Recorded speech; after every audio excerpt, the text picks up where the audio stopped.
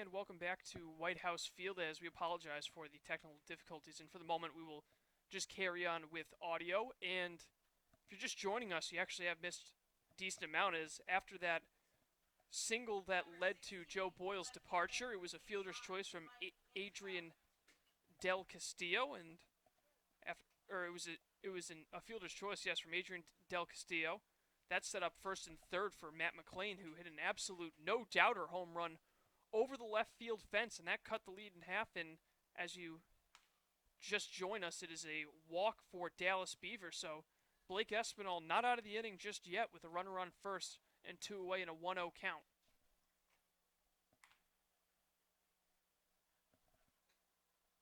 So Beaver, the runner on first, and Benjamin Sems at the plate with a 1-0 count.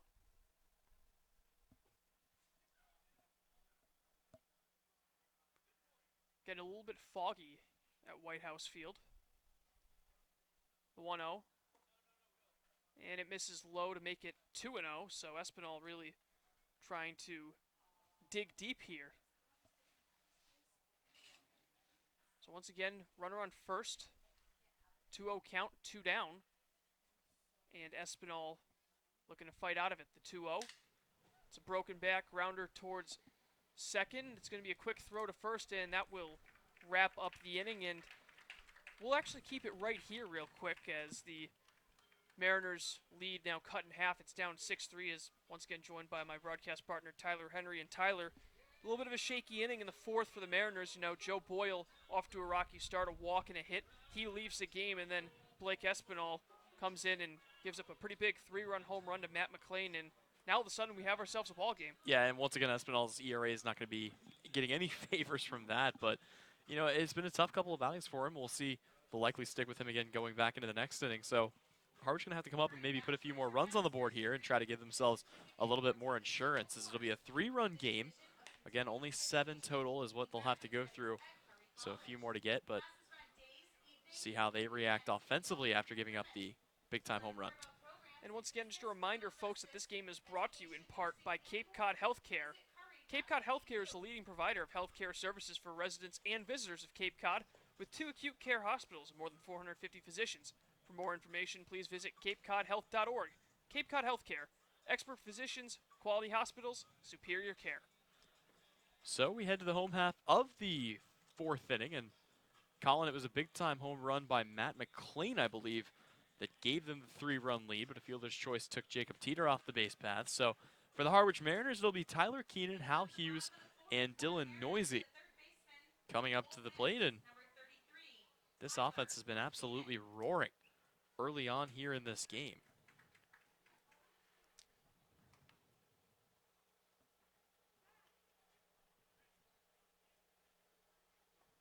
So Keenan stands in. He's 1 for 1 with a hit and a run scored. That came back in the first inning, or in the second inning rather, as he watches the first pitch in there for a called strike. And the wind continuing to blow. It was pretty calm in the first game, but things have really changed in game number 2. The 0-1 pitch is a big sweeping off-speed pitch that'll be laid off on, and count as 1-1 here.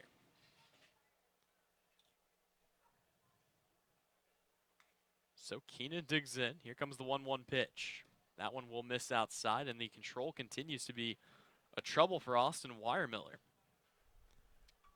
Interesting that Keenan has moved to the 8 part of the 8 hole, and he's actually been pretty good from there, as that pitch will miss low to make it 3-1. In that game against Bourne last night, picked up a walk, did ground into 2 double plays, though. One of them did bring a run in the top of the 9th. 3-1, big swing and a miss by Keenan. Cuts through that one and has now filled the count up at 3-2.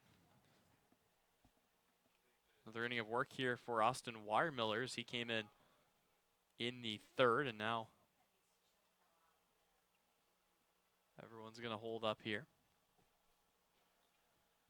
So it's a 3-2 count here. Austin Weiermiller comes to the belt and brings the pitch home. That one's fouled away, and Tyler Keenan will live to fight another pitch. Yeah, good job just getting enough of that ball. And for Weiermiller, he came into a 6-0 game. Now all of a sudden, maybe a little bit of pressure on to keep it at a 6-3 game with his offense finally waking up today. So Miller looking for a strikeout here, and he will not get it as Tyler Keenan fouls away yet another pitch. Miller's one strikeout came against Michael Rothenberg back in the third inning to close it out, after Ludwig accidentally bunted into a little pop out and then accidentally got his teammate doubled up. It's going to be a 7-pitch walk here to Tyler Keenan, though, who finds his way on base. And for a third consecutive inning, Colin, they've got the leadoff man aboard. Yep, and the Mariners unable to score last inning after getting the leadoff man on. It was a pretty funky double play where the throw by Adrian Del Castillo was in time after making a diving catch behind the plate. But, once again, leadoff man on. Hal Hughes hit a ball pretty solidly out to right field. Let's see if he can maybe find a gap here and start another big inning for the Mariners. So Hughes comes in, standing on the left side, the big righty, and first pitch he sees is going to be out of the zone for ball one. Runner on first, nobody out. Mariners up 6-3 here in the bottom of the fourth. Austin Miller out there for another inning. The 1-0 pitch. Actually, he's going to throw over to first, and in there safely is Hal Hughes.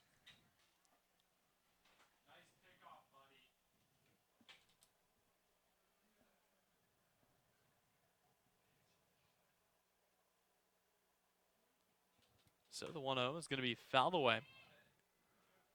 Count is even at 1 apiece here to Hal Hughes, who was not in the lineup in game one so far in this one. Just 0 for 1. He flew out to right in the second inning. Wareham, a 3-run home run just an inning ago to match the 3-run home run of Nico Cavadas, but a 3-run second inning for the Mariners stands as the difference, as this one just about gets over the outstretched glove of Del Castillo behind the plate. And it's a 2-1 count here. Falmouth has gone ahead of Brewster with a 4-3 lead. That game in the top of the 8th. So, could be a huge opportunity for the Mariners to make up some serious ground on the Whitecaps. Another pickoff move over to first. Not even taking that big of a lead is Tyler Keenan, who is also not the owner of any world-renowned speed. Keenan has just 3 stolen bases during his 2 seasons with Ole Miss. The 2-1 pitch, Hughes will foul that one away, and the count is 2-2 here. And I feel like every time Hal Hughes comes up to the plate, we don't see him really swing through a lot of pitches unless he's striking out. It seems like he has fouled off an awful lot this season. And he certainly has. He's good at working counts and fouling off a lot of pitches, but see if he can come up big and continue a good start to the inning. 2-2 on the way. That one's going to be an inside-out swing. Coming in from right is Rudick. He's going to have to charge, and he's not going to get there in time. He was running at full tilt over near the first base line, and that's going to drop in a little bloop single here for Hal Hughes. And once again, the Mariners have runners at first and second to start an inning. They had the same situation back in the second and were able to bring a few more across. And I'm sure Hal Hughes will take that after coming into that at-bat 3 for 29 on the season. He's able to just kind of give a little inside-out swing, and the ball dropped right over the first base bag in the shallow right, and he did his job because now he's got the top of the order due up, and boy, have they been good in this second game. 4 for 6 with 3 RBIs. So here comes Dylan Noisy, who already has 1 RBI single today. Came with that back in the second, led off the game with a fly out to right as stepping off the bag and checking Keenan back to second again is Austin Miller. Nobody holding the runner on as the infield is at double play depth. So nobody holding either runner on. Here comes the first pitch to Noisy, and that's going to miss low and inside. So continuing to struggle to locate the zone is Austin Miller as Dylan Noisy stands in. He's got a 1-0 count. Here comes the pitch. That one's going to be swung on. Another inside-out swing that'll take it to a similar spot, but this time it'll be easy to hold up. Keenan's going to tag and head for third. This could get close. He's going to be in there in time, though, so doing his best Joey Weimer impersonation. And the Mariners have runners at the corners here with 1 away for Joey Weimer. Yeah, pretty smart decision there from Keenan. Fly ball hit to right. It's a long throw to make if you're Matt Rudick, and despite being in good position and having a solid arm, it didn't really matter. Now, as you mentioned, Joey Weimer with a golden opportunity to pad to his great start in this game, 2 for 2 with a pair of RBIs. And boy, I'm surprised they're going to pitch to him here. They intentionally walked him back in the first game. Let's just recap Joey Weimer's day. He's 4 for 4 with a double and 3 base hits, 2 RBIs for him in this game. No RBIs for him back in the first game, and he'll watch the first pitch miss high and away as you get the feeling it's going to be a very cautious at-bat pitching-wise from Austin Weiermiller.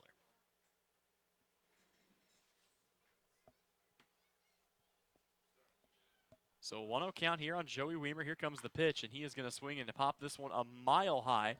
Settling under it is Weiermiller. He calls everybody off, loses it, and that's going to fall to the ground. So Weimer is going to be aboard at first.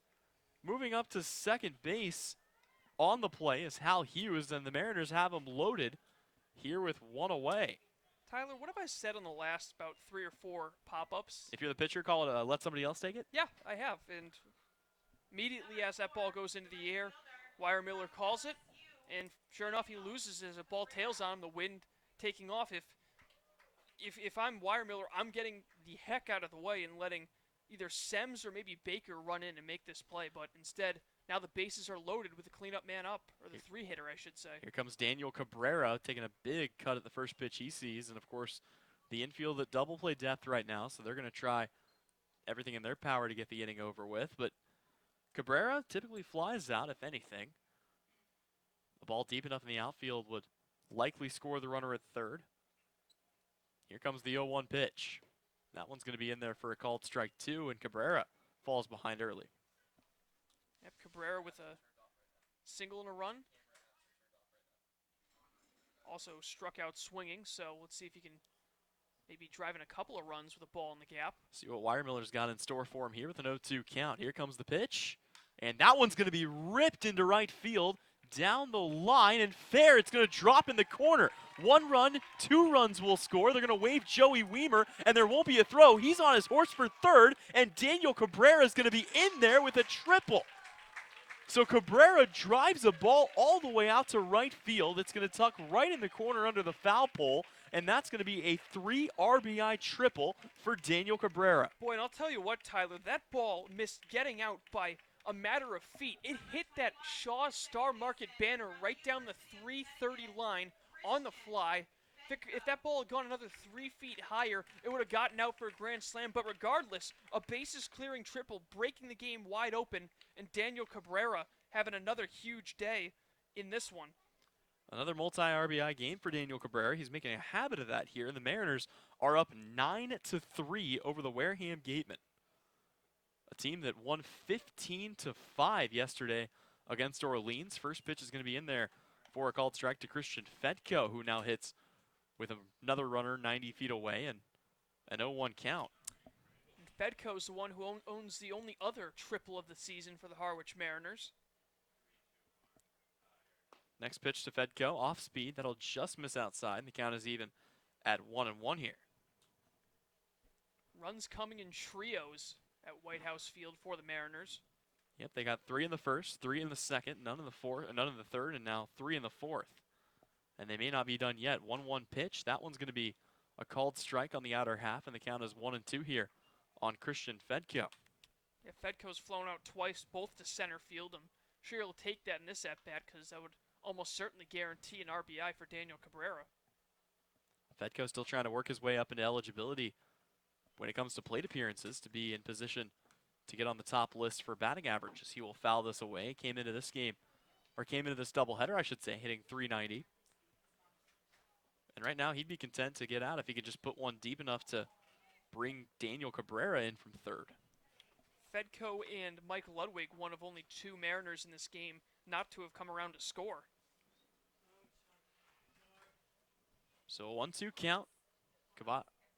Fedko stands in the pitch, and that is going to be popped high in the air. Once again, this will be the first baseman's ball. He runs into Fedko, and he can't pick it up. Runner's going to come home. There's nobody covering the bag.